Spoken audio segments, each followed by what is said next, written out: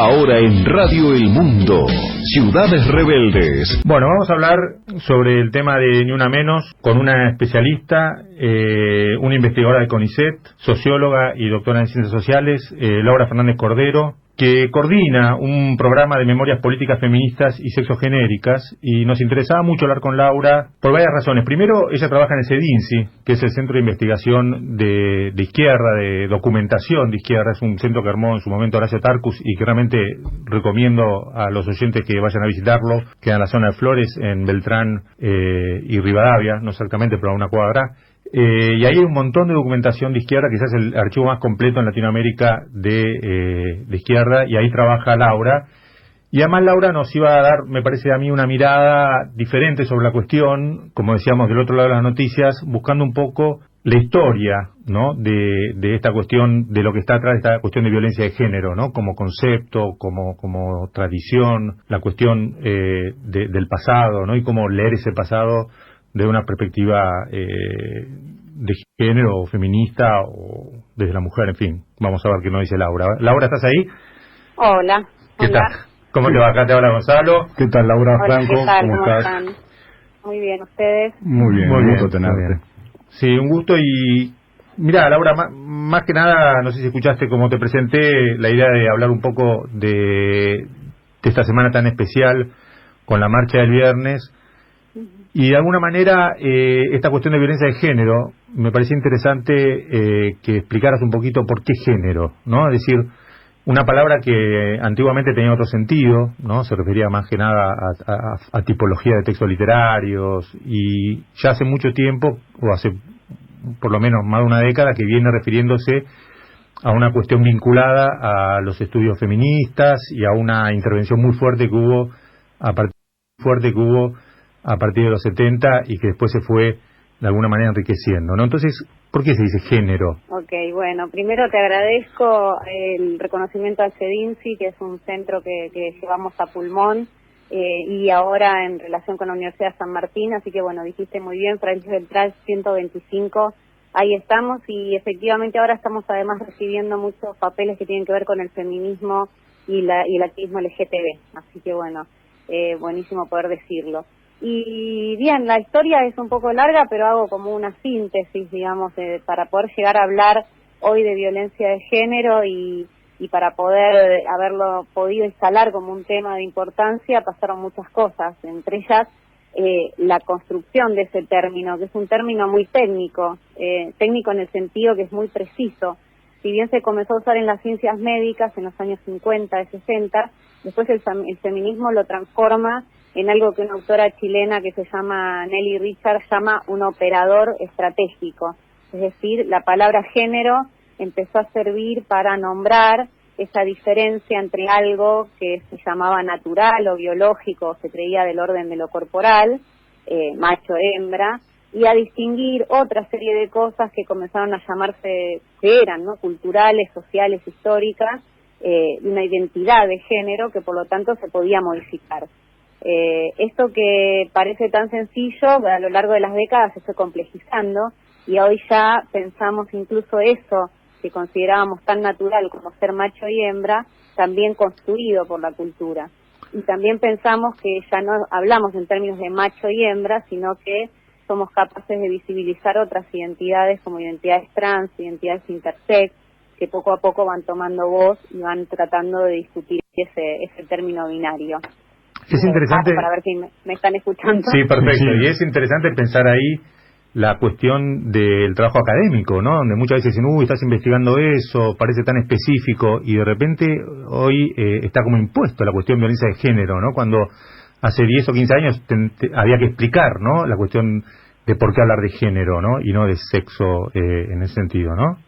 Bueno, efectivamente, si bien hay los primeros trabajos, artículos académicos, sobre todo en Estados Unidos, que comenzaron a trabajar con términos como sistema, sexo, género, y luego fueron pudiendo, a través de esa terminología, hacer ingresar los estudios con las teorías feministas a la academia, y acá en Argentina sobre todo se dio más en los 90, y hoy hace que podamos tener institutos, áreas, materias, sobre todo un acento grande en los posgrados de las carreras más afines, ciencias humanas o ciencias sociales, todavía en muchas universidades, en facultades, es una tarea pendiente. Incluso en ciencias sociales y en filosofía, por lo menos en Buenos Aires, está el acento más puesto en el posgrado que en el grado, pero es cierto que ha habido un avance enorme y que hay una interesante producción en estudios de género en todo el país.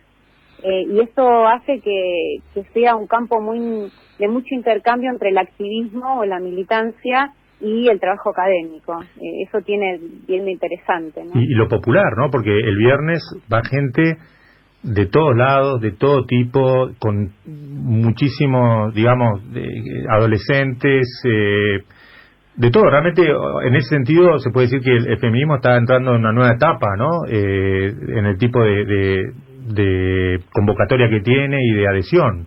Bueno, es algo que es notable porque hay algo que es un cambio que está bueno ver, que es no solo el hecho de que el viernes y bueno, el año pasado hubo muchísima gente acompañando este reclamo, es que se ha instalado efectivamente en la cultura, en los medios, el término género y lo que eso significa, y sobre todo se han visibilizado cuestiones que antes no eran vistas como violencia incluso, ¿no? Hasta hace no tantos años en Argentina un caso de lo que se llamaba violencia doméstica o violencia intrafamiliar era esto, era algo donde nadie se metía.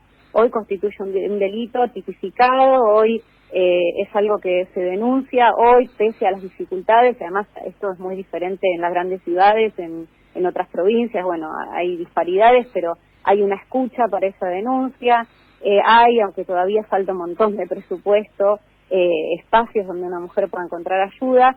Pero bueno, esto también tiene su doble filo, ¿no? Por lo menos esta es una opinión personal mía. También el concepto de género circula, pero tiene sus peligros. Por ejemplo, estos usos del concepto de género al revés, cuando empiezan a utilizarlo para poder hablar de la violencia contra los varones, o cuando se utiliza el término para cualquier cosa, y quienes trabajamos con él decimos, no, pero cuidado, porque es un término muy específico. Pero bueno, esto sucede cuando la agenda se amplía. Y ahí hay que evaluar si es mejor que se amplíe y seamos muchos en la calle y muchas discutiendo esto, o nos resguardemos en la academia con el término usado como queremos que se use y nada más. Estamos hablando con Laura Fernández Cordero, investigadora de CONICET, sobre la marcha Ni Una Menos y sobre las cuestiones de género. Laura, mi nombre es Juan Manuel Herbella, y vos hacías especial hincapié en el tema de la importancia de los términos, de que cada término tenga su correcta aplicación. Vos, dentro de este eje importante en torno a la cuestión de género, ¿cómo identificarías o cómo denominarías al feminismo? O sea, porque viste que claramente la cuestión machista está identificada, lo negativo y lo marcado puntual. Ahora, el término feminismo ha abierto la puerta a muchas discusiones en torno de él. ¿Cómo lo identificarías vos? ¿Cuáles son sus valores? ¿Cómo lo posicionarías para aquel que por ahí no tiene tanta conocimiento, no tiene tanta experiencia en torno al término en sí mismo? Bueno, hola, ¿cómo te va? El término es mujeres que han discutido su rol, su lugar en la sociedad, la injusticia de la subordinación, ha habido toda la historia. Es cierto que hace unos 150 años hablamos de algo que comienza a llamarse feminismo, sobre todo entre fines del 19 y principios del 20, acá bien, en Argentina bien sobre el 19 y primera década del 20, y tiene que ver con una mirada sobre la sociedad y sobre el mundo que habla de una subordinación cierta de la mujer en casi todos los aspectos, que van desde lo más estructural, económico, la propiedad de la tierra, de la propiedad del mundo, y por otro lado una serie de cuestiones más bien simbólicas que tienen que ver con las posibilidades de decidir, bueno, pasando por las leyes y demás, que ha tenido a lo largo del siglo XX cambios fundamentales. Yo, en un momento como este, en el que por un lado feminismo parece muy extendido, pero por otro se escuchan muchas voces antifeministas, o incluso, no, yo defiendo determinados derechos, pero no soy feminista, como si hubiera un temor a esa palabra, como si estuviera etiquetado todo lo poco moderado o lo exagerado con el feminismo. Yo en un momento así reivindico la palabra feminista. Digo yo porque estoy hablando yo, pero somos muchas quienes reivindicamos la palabra feminista, porque me parece que es una palabra que todavía trae esa tradición y además que nos recuerda que todavía no está terminado. Entonces, en este sentido, procurar que los términos sean ajustados no es menor. Si género va a ser una palabra que reemplace el término feminismo. Yo en ese sentido no estoy de acuerdo. De la misma manera que si género es una palabra que reemplaza mujer. Vieron que muchas veces hablan cuestiones de género, hablan cuestiones de mujeres. Y está más asignado como algo inferior o aún dentro de la academia. Eso es una autocrítica, ¿no? Que quienes trabajamos esas cuestiones tenemos que hacer, que es que muchas veces las academias se tranquilizan, y esto no lo digo yo sola, se tranquilizan si las cuestiones de género están en un área, en un departamentito, en una mesita, en un congreso. Lo digo en diminutivo porque un poco es esa la apreciación de algunos, y no que sea una mirada feminista o una mirada de crítica de género que atraviesa esas cuestiones y que ponen problemas al feminismo mismo. Hoy hablamos de feminismo porque hay feminismos populares, feminismos que se llaman a sí mismos anticapitalistas, feminismos liberales, feminismos incluso muy mujeriles, que no aceptan esta cuestión de que feministas pueden ser también las personas trans, y etcétera, etcétera.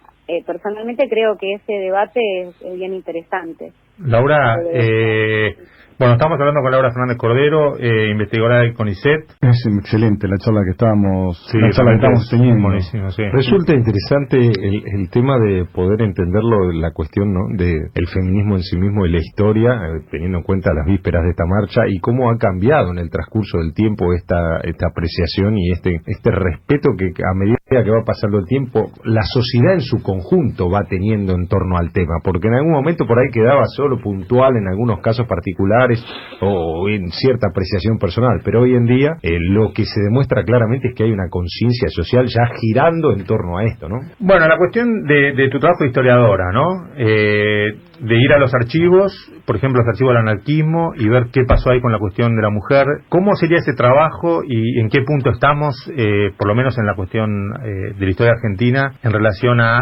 revisar un poco ese pasado a contrapelo y ver la cuestión de la mujer en el siglo XIX, el siglo XX en la Argentina? Bueno, claro que no soy historiadora, hago un trabajo sobre historia, efectivamente, y efectivamente trabajé sobre las anarquistas, y fue un proceso, en lo personal fue un proceso que fue acompañado de cómo fue cambiando también el contexto.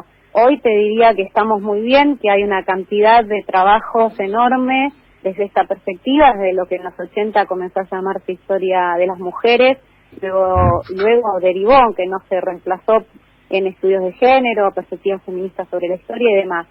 Personalmente creo que falta algo que siempre fue una promesa de la mirada historiográfica feminista y de la mirada feminista en general, es que no solo se agreguen historias de mujeres a la historia, ¿no? El tipo de, por ejemplo, para algo que circuló muchísimo, el libro de Piña sobre mujeres que se llamaba Mujeres tenían que ser, o sea, no solo que se agreguen mujeres a la historia, sino que la perspectiva feminista transforme la historia tal como es contada.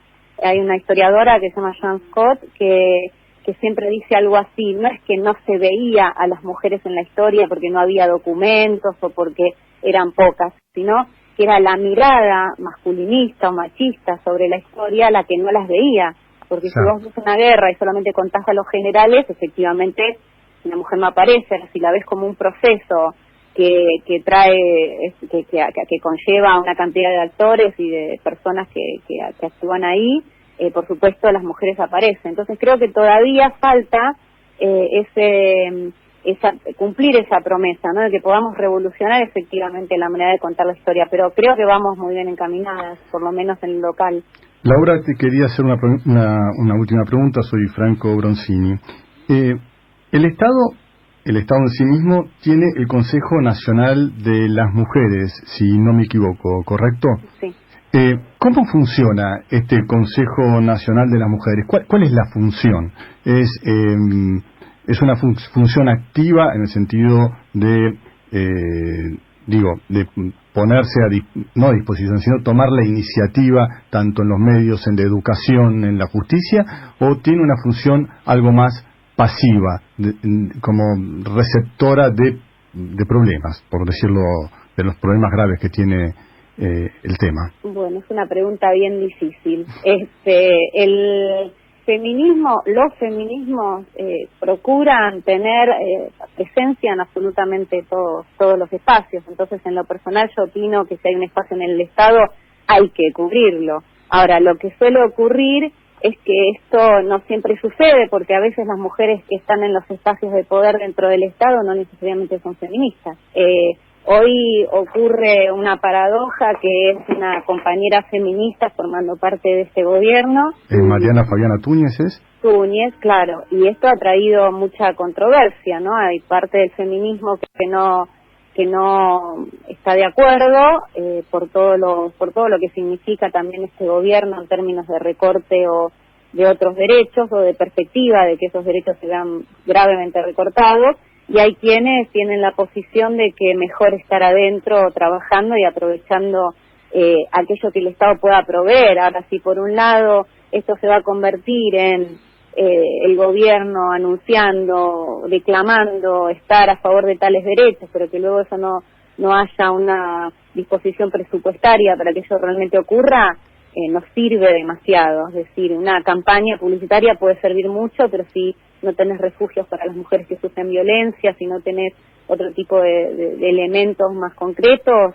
bueno, eso habrá que ver cómo se desarrolla. El Consejo Nacional en general no ha tenido grandes presencias en lo que hace el movimiento feminista.